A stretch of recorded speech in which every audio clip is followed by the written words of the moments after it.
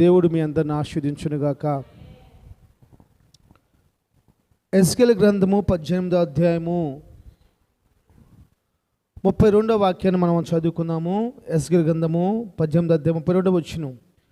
మరణము నొందువాడు మరణము నొందుటను బట్టి నేను సంతోషించువాడను కాను. కావున మీరు మనసు తిప్పుకోనండి, అప్పుడు మీరు బతుకుదురు. ఇదే ప్రభువు యెహోవా వాక్కు. ప్రార్థన. మహాపరిశుద్ధుడైన తండ్రి, నామకస్తుడైన దేవా, నీకు వందనాలు. నీ వాక్యాన్ని మేము ధ్యానం చేయబోచునుగా నీ కృప కలిగిన మాటలు నా నోటికి అందించి నీ ప్రజలందరికీ వినిపింప చేయమని, వాక్యమునకు వ్యతిరేకంగా పనిచేస్తున్న ప్రతి దురాత్మక శక్తులు మీ కృపలో బంధించమని యేసు నామములో ప్రార్థన చేస్తున్నాను తండ్రి. ఆమేన్. హల్లెలూయా. చాలా సంతోషం. ఒక చిన్న మాటని మనం జ్ఞాపకం చేసుకుందాం. యేసు ప్రభువారు మరణము నొందువాడు మరణించుట నాకు ఇష్టం లేదు, నాకు సంతోషం కాదు అని మాట్లాడుతూ ఉన్నాడు. మరణము నొందువాడు మరణించుట నాకు ఇష్టం లేదు అని మాట్లాడుతూ ఉన్నాడు. అయితే ఈ రాత్రి నేను చెప్పే మాట ఏంటంటే, చాలామంది ఈరోజు మరణానికి దగ్గరగా ఉన్నారు. చాలామంది మరణానికి దగ్గరగా ఉన్నారు. నహూము గ్రంథము 3వ అధ్యాయం 1వ వచనం రాస్తుంటుంది, నరహత్య చేయు పట్టణమా అంటాడు. ఏమంటాడు? పట్టణం నరహత్య చేస్తే ఆ పట్టణం తప్పించబడిద్దమ్మా. పట్టణం వాసులందరూ నరహత్య చేస్తే ఆ నరహత్య చేసిన పట్టణం కంపల్సరీ శిక్ష అనిపించాలి కదా. అయితే ఈరోజు పరిస్థితులు మనం ఆలోచిస్తున్నట్లయితే ఎలా ఉన్నాయంటే, ప్రతి ఒక్కడు మరణానికి సమీపస్తులుగా ఉన్నారు. అందుకనే యోహాను సువార్త 11వ అధ్యాయం రాస్తుంటుంది, బ్రతికి నా యందు విశ్వాసం ఉంచువాడు ఇంకెన్నడూ చనిపోడని మాట్లాడతాడు. అంటే దేవుని యొక్క నిత్య ప్రణాళిక ఏంటయ్యా అంటే చెప్పాలి, మనిషి మరణించకూడదు, మనిషి బ్రతకాలి అని చెప్పేసి. అయితే ఇక్కడ మరణము నొందువాడు మరణము నొందుటను బట్టి నేను సంతోషించను. ప్రతి ఒక్కరూ చనిపోవాలి. అయితే చనిపోయేవాడు ఎలా చనిపోతున్నాడు? చనిపోయేవాడు ఎలా చనిపోతే దేవునికి ఇష్టం. బైబిల్ చెప్పేది 118 కీర్తనలో ఏం రాస్తుంటుంది? 118 116 అనుకుంటా. ఏం రాస్తుంటుంది? యెహోవా భక్తుల మరణము ఆయన దృష్టికి యెహోవా భక్తుల మరణం ఆయన దృష్టికి చాలా విలువైంది. ఈరోజు ఒక మాట మీకు జ్ఞాపం చేస్తున్నాను దేవుని బిడ్డలారా. నహూము గ్రంథం 1వ అధ్యాయం 15వ వచనం రాస్తుంటుంది, మీరు సువార్త కనుక పాటించినట్లయితే మీ పాదములు పర్వతాలపైన స్థాపించబడతాయి, మీలో ఒక్కడు కూడా వ్యర్థుడు నశించిపోతాడని చెప్పేసి అని నహూము ప్రవక్త రాస్తూ మాట్లాడతాడు. ఎవరంటారంట? మీరు కనుక సువార్త పాటిస్తే మీ పాదములు పర్వతాల మీద స్థాపించబడినవై మీలో ఒక్కడును వ్యర్థుడనేవాడు ఉండడని చెప్పేసి అని ప్రవక్త మాట్లాడుతూ ఉంటాడు. ఇలా చెప్పుకుంటూ పోతే చాలా రిఫరెన్స్లు చెప్పుకోవడానికి ఆధారాలు మనకు కనపడతాయి. కానీ నేను చెప్పేది మాత్రం ఒకటే, మన కళ్ళు చూస్తున్న వాళ్ళు శారీరకంగా మరణించినా పర్వాలేదు, కానీ ఆత్మీయంగా చనిపోకూడదు. మన కళ్ళు చూస్తున్న వాళ్ళు శరీరంగా చనిపోయినా పర్వాలేదు, కానీ ఆత్మీయంగా చనిపోకూడదు. దేవుని బిడ్డలారా, ఒక వ్యక్తి ఆత్మీయంగా బతకటానికి నువ్వేం చేయగలుగుతున్నావు? ఒక వ్యక్తి, మన ఇంట్లో ఉన్న వాళ్ళు ఆత్మీయంగా బతకటానికి మనం ఏం చేయగలుగుతున్నాం? మన ప్రాంతము ఆత్మీయంగా బతకడం కోసం మనం ఏం చేస్తున్నాము? మన దేశము ఆత్మీయంగా బతకడం కోసం మనం ఏం చేయగలుగుతున్నాం? సినిమాలో నటించేవాడు నటిస్తాడు, నా భారతదేశం అని చెప్పి అంటాడు. వాడు ఆ భారతదేశం కోసం ఏం చేయలేడు. వాడు ఏం చేయలేడు. ఒక క్రికెట్ ప్లేయరు వాడు పేరు కోసం ప్రతిష్టల కోసం దేశం నడుపుతున్నాడు, కానీ వాడు దేశం కోసం సాధించేది ఏం లేదు. కానీ ఒక క్రైస్తవుడు నిశ్చయంగా తన జీవిత కాలంలో ఎంతో సమయం దేశం కోసం ప్రార్థన చేస్తాడు.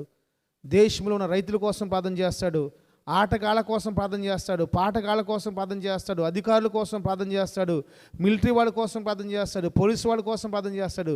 ప్రతి ఒక్కడి కోసం క్రైస్తవుడు మాత్రమే ప్రార్థన చేయగలడు. Praise the Lord. కారణం ఏంటంటే క్రైస్తవుడు యొక్క దృష్టి ఏంటంటే ఎవరు కూడా ఆత్మీయంగా చనిపోకూడదు. ఇది అంత సాధారణమైన విషయం కాదు, చాలా కష్టంతో కూడిన పని. ఈ లోకంలో ఉన్న ప్రజలు కానీ మన ఇంట్లో ఉన్న ప్రజలు కానీ మనం తుస్కారంగా ఒక మాట మాట్లాడితే నీ పరిస్థితి ఏంటి? నీ భక్తి మొత్తం అప్పుడు కనపడుద్ది. యేసు ప్రభు వారు అద్భుతాలు చేస్తూ ఉన్నాడు, ఆశ్చర్యకార్యాలు చేస్తూ ఉన్నాడు. గుడ్డి వాళ్ళు చూపు పొందుకుంటున్నారు, కుంటి వాళ్ళు నడుస్తూ ఉన్నారు, ఊచ చేయగలిగే వాళ్ళు బాగుపడుతూ ఉన్నారు. ఒక్క మాటతో దెయ్యాలు పారిపోతూ ఉన్నాయి, దెయ్యాలు వణుకుతూ ఉన్నాయి. అలాంటి సమయంలో అక్కడున్న ధర్మశాస్త్ర ఉపదేశకులు వచ్చి యేసు ప్రభు వారిని చూసి ఒక మాట మాట్లాడుతున్నారు. ఏమన్నారు చెప్పండి? నువ్వు దెయ్యం పట్టినోడివురా, అందుకని నువ్వు దెయ్యాలను ఎలా కొట్టగలదేవు అని చెప్పేసి మాట్లాడతాడు. ఇప్పుడు నేను నిన్ను దెయ్యం పట్టిందాను నువ్వు అని చెప్పేసి అన్నాను అనుకో, నీ రియాక్షన్ ఏంటి? రేపొద్దున ప్రార్థనకు వస్తావా? ఇప్పుడే 10 గంటలకు వస్తున్నావు. రేపొద్దున ప్రార్థనకు వచ్చేవాళ్ళు ఎవరు ఉన్నారు ఇక్కడ? ఎందుకు ఆ మాటలన్నీ ప్రభు ఓర్చుకున్నాడు అంటే ఒక వ్యక్తి మరణం నుంచి తప్పించబడాలి. అప్పుడు ప్రభు అంటాడు, తెలివిగా సమాధానం చెప్తాడు, మరి నేను దెయ్యపు ఆత్మతో నేను తొలగిస్తున్నాను, దెయ్యాలకు అధిపతిని కాబట్టి నేను దెయ్యాలను తొలగొడుతున్నాను. మరి నీ బిడ్డలు దేంతో తొలగొడుతున్నారు? నన్ను వెంబడిస్తున్న వాళ్ళు నీ బిడ్డలు కదా, నీ బిడ్డలు కూడా దెయ్యాలను నిలగొడుతున్నారు కదా. 11వ అధ్యాయం మత్తయి సువార్త రాస్తుంటుంది, అయ్యా అయ్యా నీ పేరున మేము దెయ్యాలను నిలగొట్టలేదా, అద్భుతాలు చేయలేదా, ఆశ్చర్యకార్యాలు చేయలేదా? అయితే నువ్వెవరో నాకు తెలియదని ప్రభు మాట్లాడతాడు. అంటే అది ముఖ్యం కాదు, కానీ ఇంత గౌండైన దేవుడు, అద్భుతాలు చేస్తున్న దేవుడు, ఆశ్చర్యకార్యాలు చేస్తున్న దేవుడు ఒక ఆత్మ నశించిపోకూడదని, ఎవరు కూడా శారీరకంగా చనిపోయినా ఆత్మపరంగా చనిపోకూడదని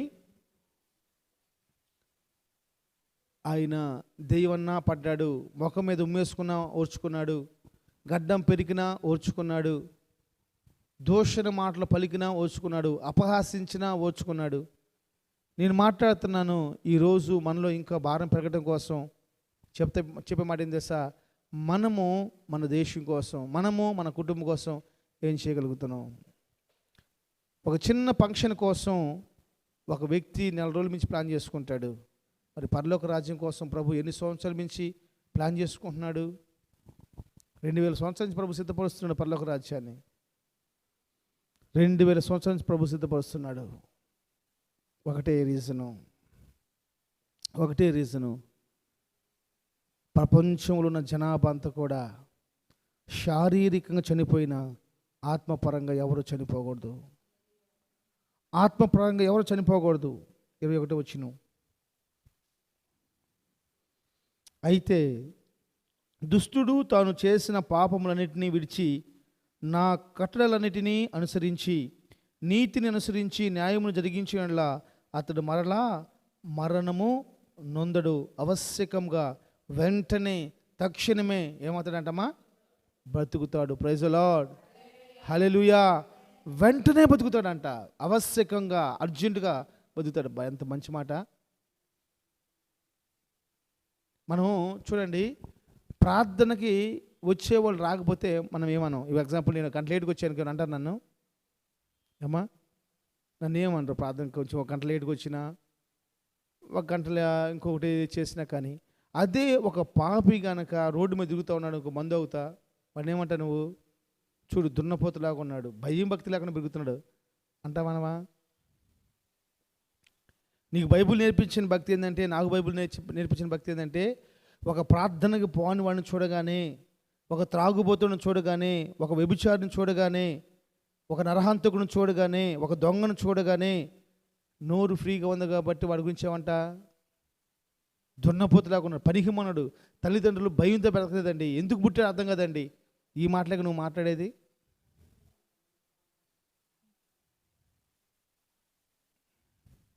ఇంతేగా మనం మాట్లాడేది, ఇంకా దాని గురించి ఏం మాట్లాడతాం? దయచేసి చెప్పం కదా. బైబిల్ ఏం చెప్పిద్ది? బైబిల్ ఏం చెప్పిద్ది మా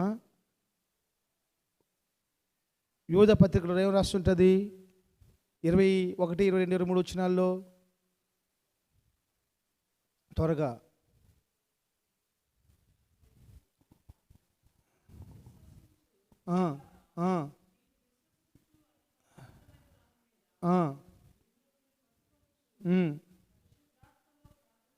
ఆమేన్.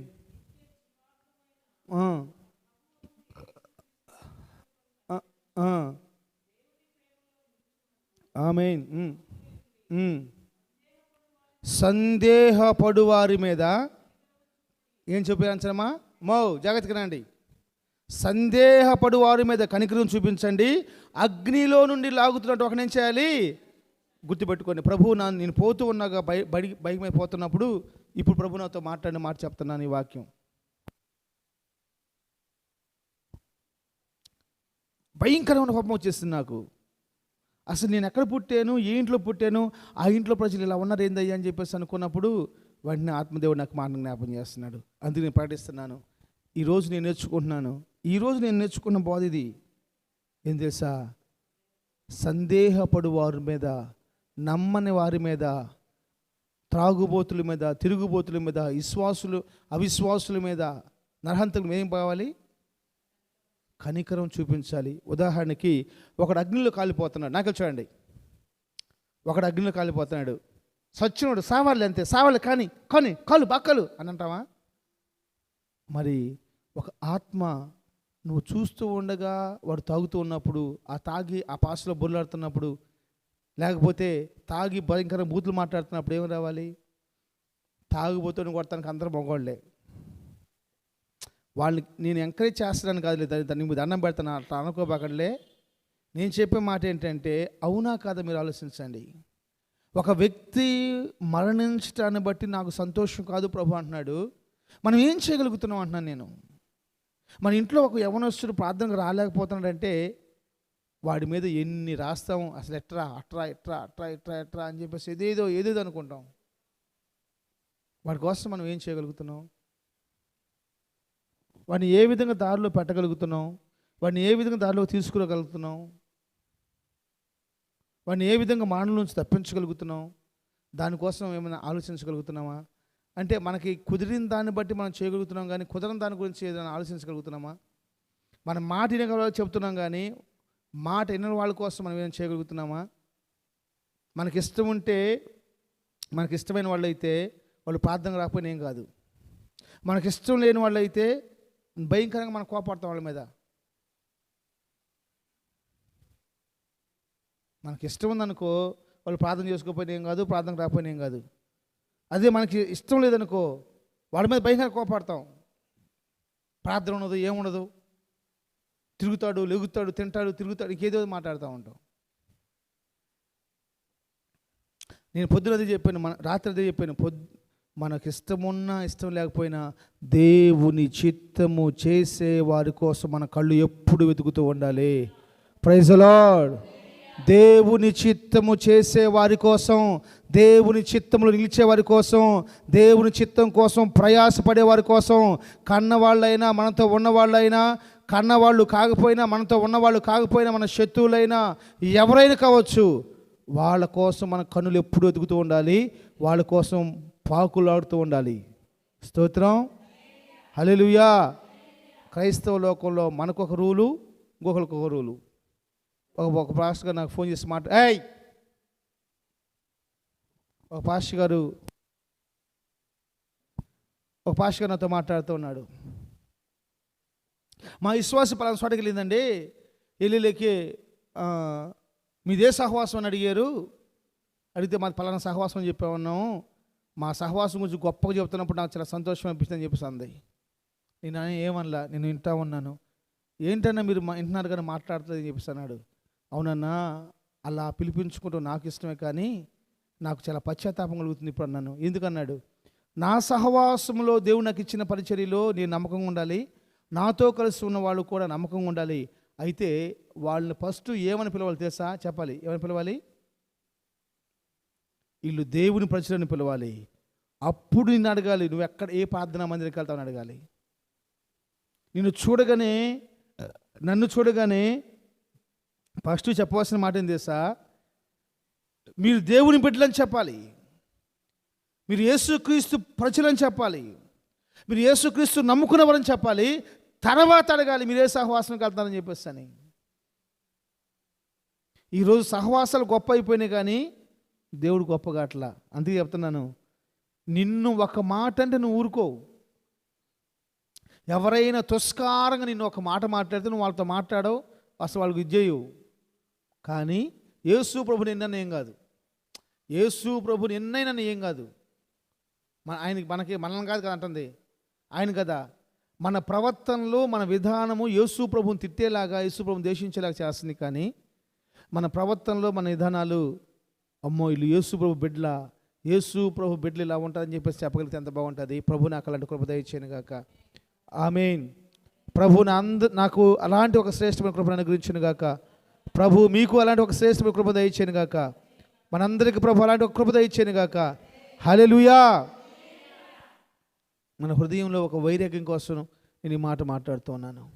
మనం ఎంత సంపాదించామన్నది ప్రాముఖ్యం కాదు, మనం సంపాదించింది అనుభవించే వాళ్ళైనా అనుభవిస్తున్న మనమైనా సరే మరణం తప్పించబడగలిగితే ఎంత బాగుంటుంది.